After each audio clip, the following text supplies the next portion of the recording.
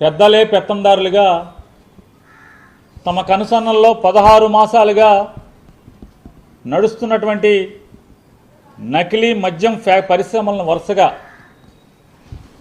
పట్టుబడతం చూస్తుంటే ఈ రాష్ట్రంలో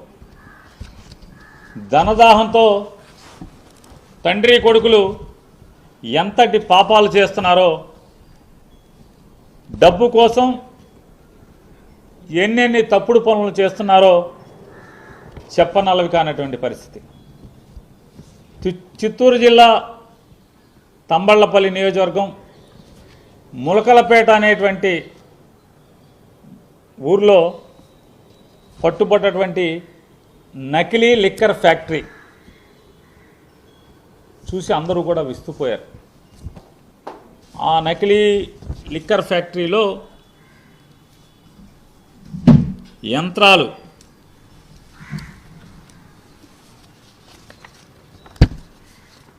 ట్యాంకులు, అంటే నిజంగానే ఒక మామూలు లైసెన్స్డ్ డిస్టిలరీ